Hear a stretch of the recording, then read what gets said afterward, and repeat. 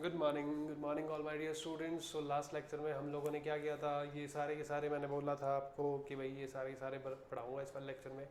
Types of vectors की बात कर रहे थे। टाइप्स ऑफ वेक्टर से पहले हम लोगों ने बात कर ली थी रिप्रेजेंटेशन ऑफ वेक्टर की। रिप्रेजेंटेशन कितने प्रकार के, सिंबॉलिक और जो सिंबॉलिकल रिप्रेजेंटेशन और ग्राफिकल रिप्रेजेंटेशन। फिर हमने उसके बाद में बात करी थी एंगल बिटवीन वेक्टर्स। एंगल में हमने बोला था कि जब दो vectors tail to tail coincide करते हैं या फिर हेड टू हेड कोइंसाइड करते हैं तो जो स्मॉलर एंगल होता है that would be the angle between the vectors. ठीक है, हेड और टेल अगर कोइंसाइड कर रहे हैं तो फिर वेक्टर शिफ्टिंग करके और फिर बाद में हम लोग छोटा वाला एंगल देखते हैं। ठीक है, और हमने बात करी थी फिर उसके बाद में वेक्टर शिफ्टिंग की बात करी थी। वेक्टर शिफ्टिंग का मतलब क्या था कि किसी भी वेक्टर को उठा करके हम कहीं पर भी लिख सकते हैं। केवल और केवल दो बातों का ध्यान रखना होता है, एक तो मैग्नीट्यूड चेंज नहीं होना चाहिए और एक डायरेक्शन चेंज नहीं होना चाहिए। क्योंकि अगर मैग्नीट्यूड चेंज हो गया या फिर डायरेक्शन चेंज हो गया तो फिर वेक्टर की जो भी इंफॉर्मेशन है वो चेंज हो जाती है, वेक्टर चेंज हो जाता है। Is that clear? तो अब बात करते हैं भाई टाइप्स ऑफ वेक्टर्स की। ठीक है, अब टाइप्स ऑफ वेक्टर्स में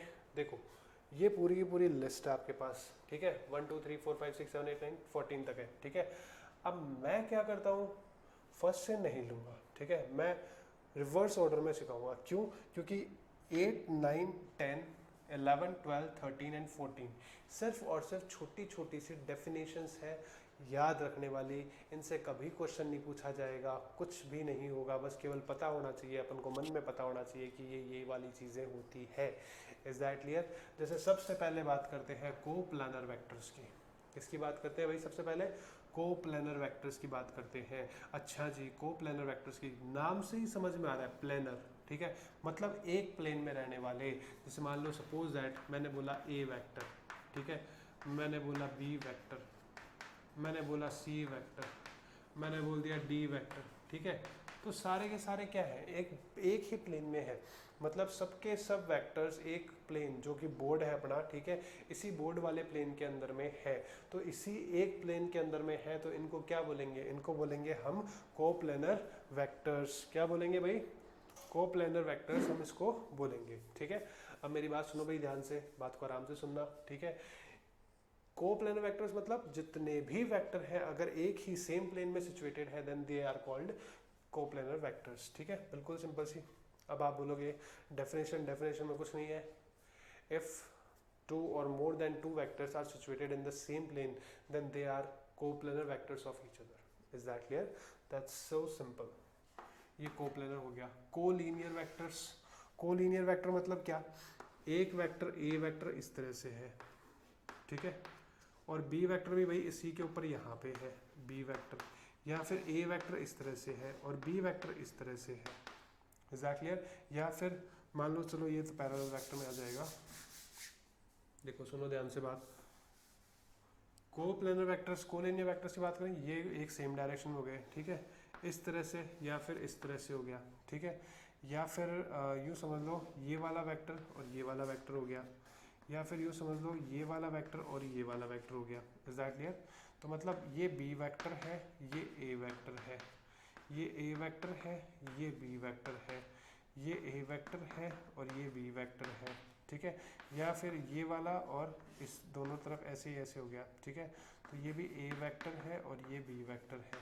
ठीक है, तो ये टोटल जो कंडीशंस है ये सारी क्या है? Collinear vectors. मतलब एक ही लाइन में दोनों वेक्टर्स होने चाहिए, या तो एक वेक्टर इस वाले डायरेक्शन में दूसरा भी इसी वाले डायरेक्शन में, या फिर ये एक वेक्टर ऐसे ये वाला वेक्टर भी ऐसे, या फिर दोनों वेक्टर ऐसे। Is that clear? या फिर दोनों वेक्टर ऐसे। ठीक है, तो कोई भी कंडीशन हो इसमें से सारी की सारी कंडीशंस बन सकती है। ठीक है, तो the vectors which are lying along the same line are known as collinear vectors.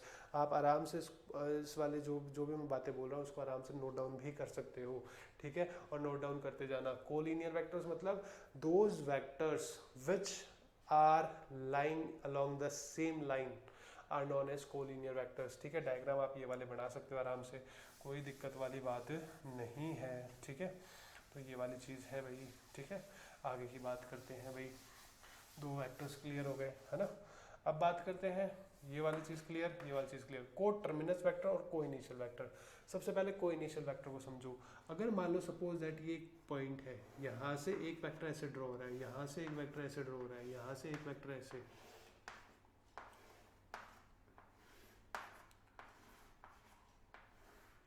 ठीक है, vector A B C D E F G H.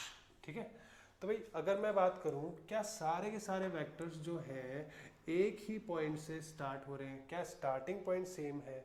ठीक है, if two or more than two vectors are starting from the same point, or if the starting point for vectors are same, then those vectors are known as co-initial vectors। ठीक है, those vectors whose starting, लिख लो, those vectors whose starting point is same are known as co-initial vectors।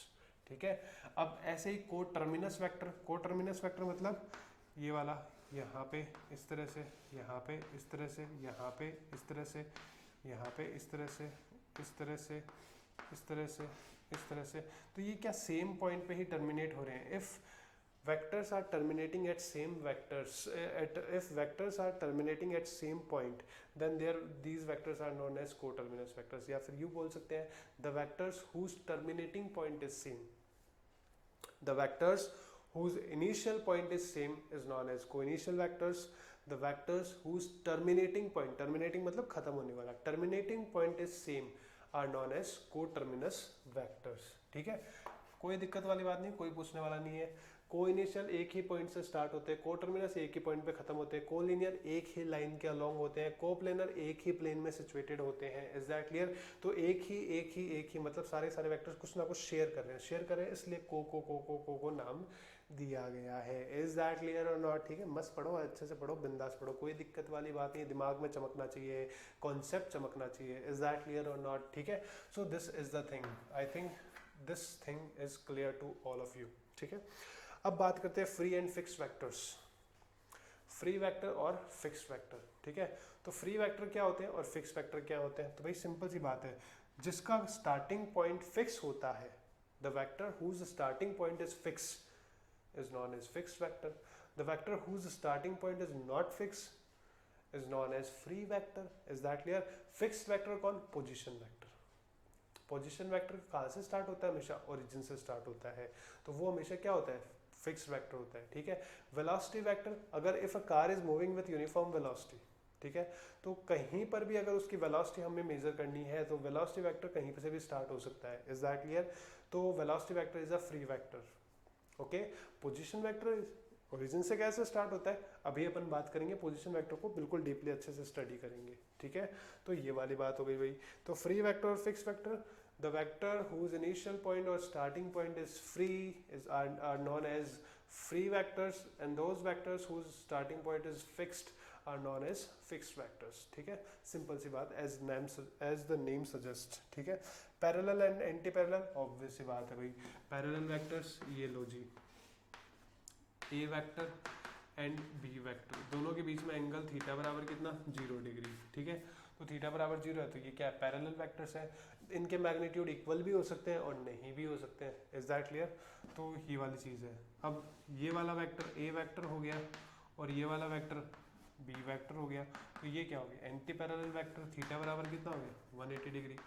If the angle between two vectors is 0 degree, then these are known as parallel vectors। Okay, and their magnitudes may be same or may be different, and if vectors are in opposite direction or the angle between the vectors is 180 degree, then such kind of vectors are known as anti-parallel vectors। Okay, nothing else। Parallel हो गया, non parallel हो गया, free and fix हो गया। Equal vector मतलब क्या? Vectors equal कब होंगे? मान लो मैंने बोला तुमको कि ए वेक्टर जो है वो इक्वल है किसके? बी वेक्टर के। आपको पता है वेक्टर जो होता है, वेक्टर को डिनोट करने के लिए हमें दो चीज़ें चाहिए होती है, मैग्नीट्यूड और डायरेक्शन।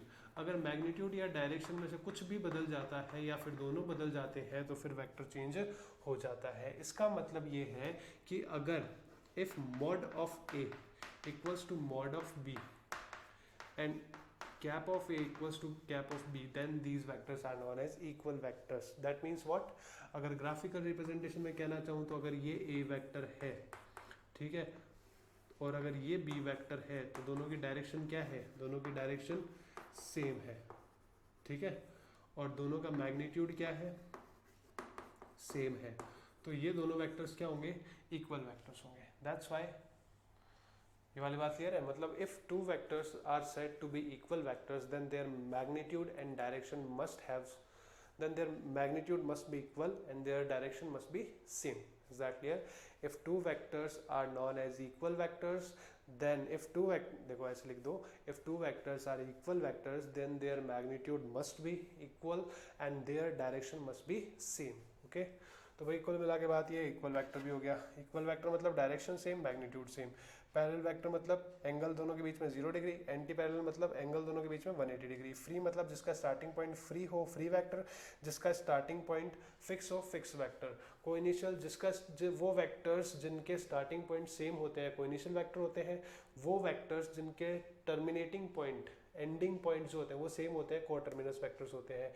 कोलिनियर वेक्टर्स मतलब वो वेक्टर्स जो एक ही लाइन के अलोंग एक्ट करते हैं, कोलिनियर वेक्टर्स कहलाते हैं। और coplanar vectors are those vectors which lying in the same plane. Yes or no, is that clear? तो ये वाली बातें थी इन सब के बारे में। अब जो जो मैं पढ़ा चुका हूँ उसको मैं इरेज कर रहा हूँ, ठीक है, रब कर रहा हूँ। आराम से 2 मिनट के लिए स्क्रीन को पॉज करो और फटाफट से लिखो बच्चा।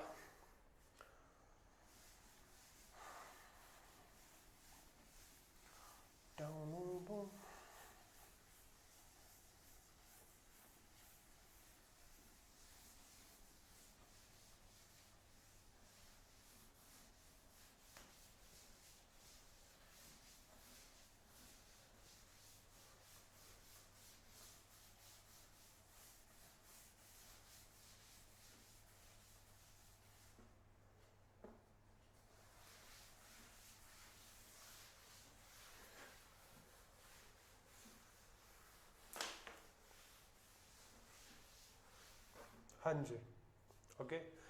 अब बात करते हैं पोलर वेक्टर, एक्सियल वेक्टर और इनकी। देखो अभी तक की जो चीज़ें हैं वो मैंने ज़रूर थोड़ी थोड़ी स्पीड में पढ़ाई है। आपको भी लग रहा होगा सर बहुत स्पीड में पढ़ा रहे हैं, ठीक है, बट ऐसा कुछ नहीं है। जो जहाँ पे जो ज़रूरत नहीं होगी वहाँ पे नो डाउट मैं थोड़ा सा स्पीडली खींच दूंगा, क्योंकि सिलेबस बहुत लंबा है अभी अपना। Is that clear? अब बात करते हैं अपन इनकी, पोलर वेक्टर और एक्सियल वेक्टर की। तो सबसे पहले जो बात होती है that is for polar vector. Polar vector,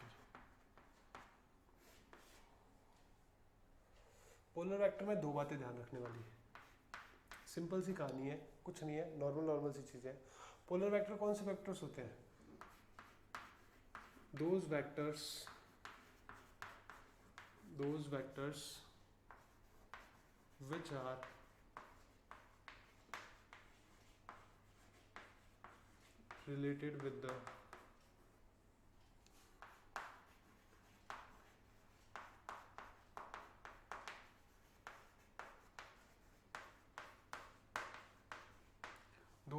which are related with the rectilinear motion are known as polar vectors। ठीक है, these vectors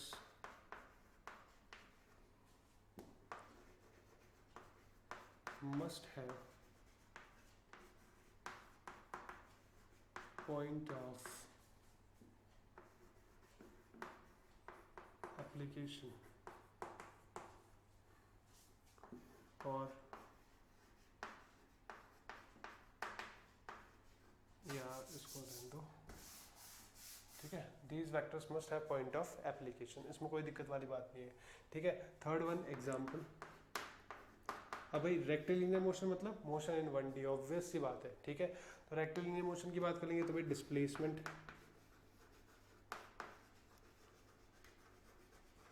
displacement, velocity, acceleration, momentum, force etcetera, ठीक है। ये सारे के सारे क्या है, इसके एग्जाम्पल है। पोलर वेक्टर मतलब क्या, those vectors which are related with the rectilinear motion are known as polar vectors. और इनके पास क्या होता है, इनके पास पॉइंट ऑफ एप्लीकेशन होती है या फिर स्टार्टिंग पॉइंट होता है, ठीक है। और एग्जाम्पल क्या हो गया, डिस्प्लेसमेंट, वेलोसिटी, एक्सेलरेशन, मोमेंटम और फोर्स एक्सेट्रा, ठीक है। अब हम बात कर लेते हैं एक्सियल वेक्टर की।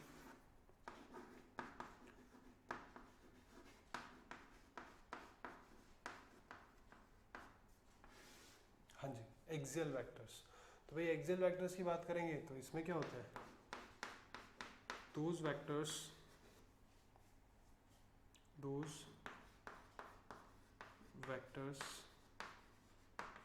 which are related with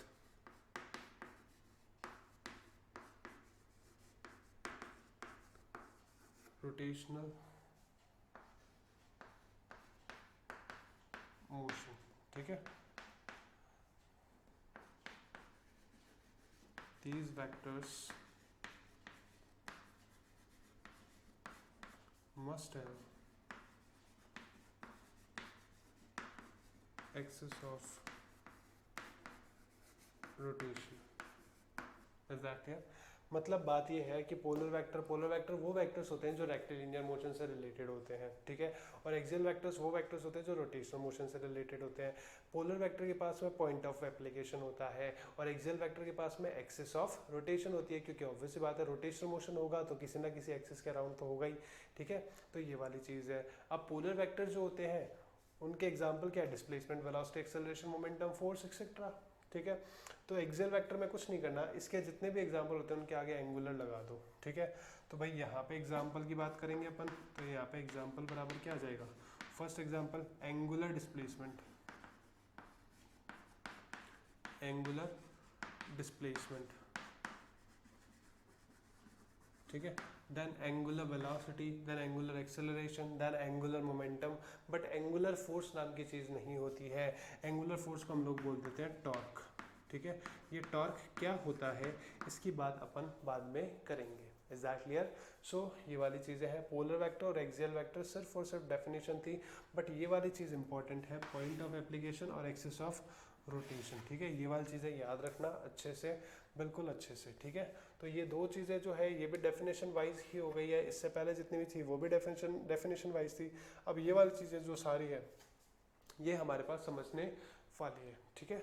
अब बात करते हैं आगे की बात करते हैं भाई, अच्छे से बात करते हैं, देखो ध्यान से।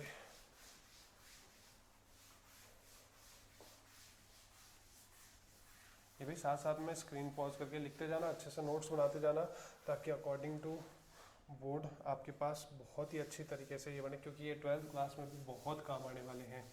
और अभी के जो नोट्स हैं अगर ढंग से सीख लोगे, अच्छे से कर लोगे काम, तो भाई आगे ज़िंदगी भर ये वाली चीज़ें काम आने वाली है, क्योंकि vector is a very basic chapter.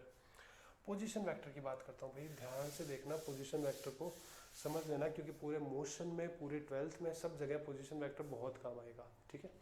आपको सबको ये तो पता है, कोऑर्डिनेट ज्योमेट्री पढ़ी है आप लोगों ने 9th और 10th क्लास में, है ना। अब कोऑर्डिनेट ज्योमेट्री की अगर मैं बात करूँ भाई, तो सपोज दैट ये है यहाँ पे, ठीक है। कोऑर्डिनेट ज्योमेट्री की अगर मैं बात करता हूँ तो यहाँ पे ये दे रखा है, ठीक है। मान लो सपोज दैट यहाँ पे ये वाला पॉइंट है, एक पॉइंट है ये वाला, ठीक है। इसको मैंने बोला 3,4, ठीक है। ये इसके कोऑर्डिनेट्स हैं, ठीक है। ये हो गई हमारे पास एक्स एक्सिस और ये हो गई हमारे पास Y axis, is that okay? तो भाई ये एक्स एक्सिस हो गई और ये क्या हो गया, वाई एक्सिस हो गया। तो अब पोजीशन वेक्टर जो है इसको हम लोग कैसे करें, position vector, displacement vector, unit vector, zero vector, ये सारी चीज़ें आएगी, ठीक है। तो सबसे पहले हम पोजीशन वेक्टर की बात करते हैं भाई। पोजीशन वेक्टर क्या होता है, कोई भी कार्टेशियन कोऑर्डिनेट सिस्टम होता है तो इसमें एक ओरिजिन होता है, ठीक है, और इस ओरिजिन को हम लोग बोलते हैं रेफरेंस पॉइंट, ठीक है। क्या बोलते हैं, रेफरेंस पॉइंट बोलते हैं, ठीक है। किसी भी पॉइंट की पोजीशन जो बताते हैं वो हम रेफरेंस पॉइंट के बीच के रिस्पेक्ट में बताते हैं, इज दैट क्लियर? तो पोजीशन वेक्टर क्या होता है, position vector always gives the position of a point with respect to a reference point that is origin, is that clear? Position vector का काम क्या है, पोजीशन वेक्टर इस रेफरेंस पॉइंट के रिस्पेक्ट में पोजीशन बताता है, ठीक है। Position vector is always defining the position of a particular point with respect to origin. कैसे, जैसे मान लो 3 है, 4 है ना। अब सबसे पहले 3 डिस्टेंस इस वाले डायरेक्शन में जाओ, फिर 4 डिस्टेंस इस वाले डायरेक्शन में जाओ, ठीक है। तो आपको ये वाली चीज़ मिलेगी। तो यहाँ पे अगर मैं बात करूँ इस वाले पॉइंट की, ठीक है, ये पॉइंट है ओ,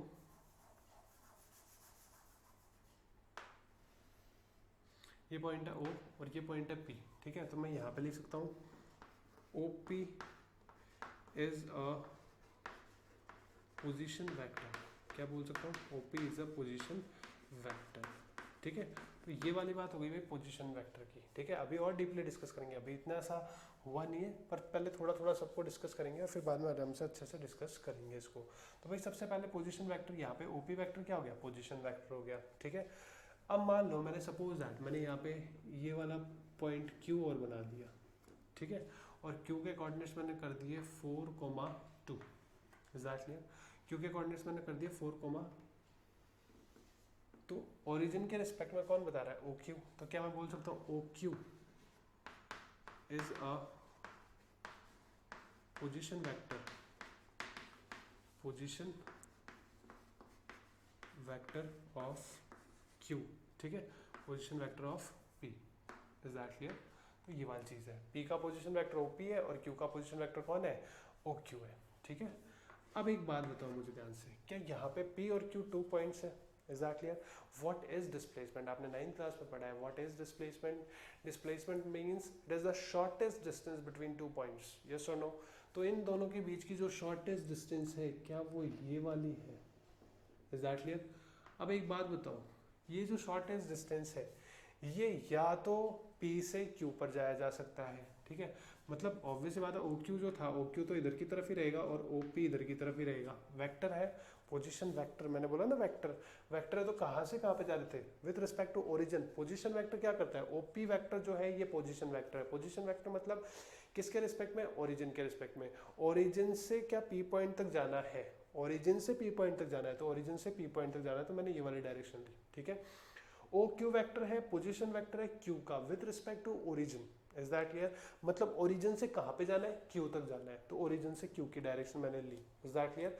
अब मेरी बात सुनो, यहाँ पे मैं PQ वेक्टर बोल सकता हूँ, ठीक है। PQ vector is a displacement vector, displacement vector from कहाँ से कहाँ तक? P to Q। Is that clear? अगर P से Q तक जाएंगे तो PQ वेक्टर जो है वो डिस्प्लेसमेंट वेक्टर होगा, ठीक है। और QP वेक्टर जो है ये भी डिस्प्लेसमेंट वेक्टर हो सकता है, is a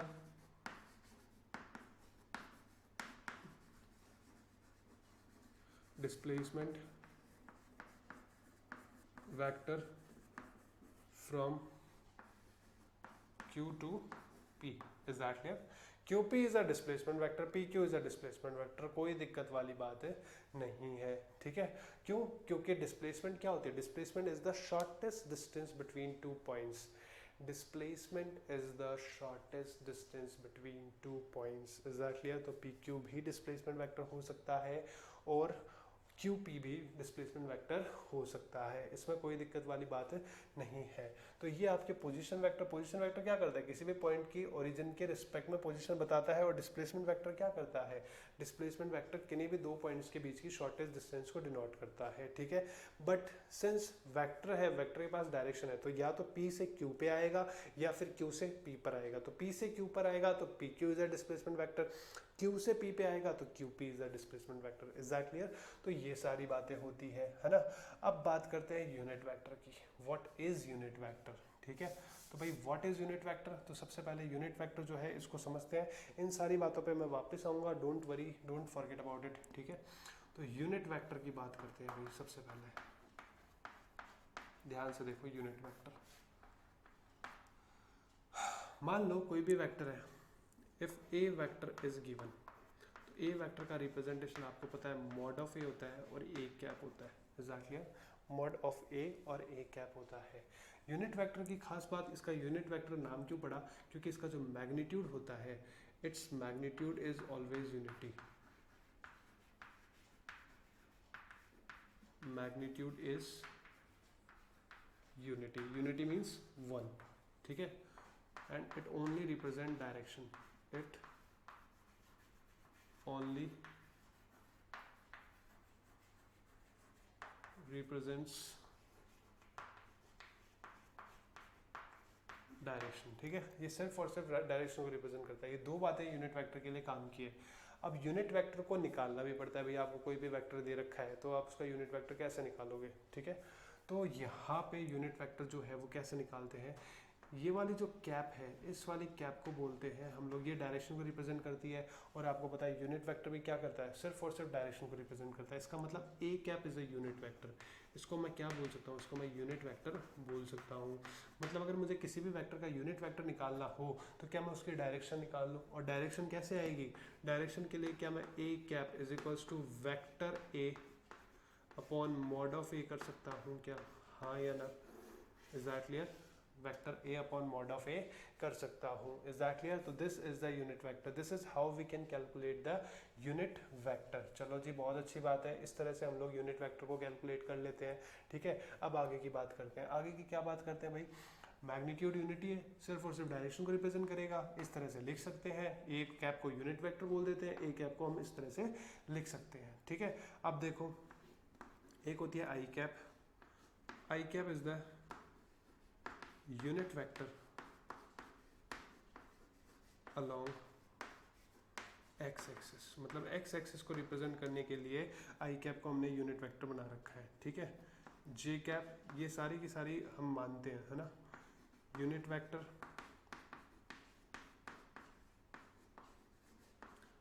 along y axis, K cap unit vector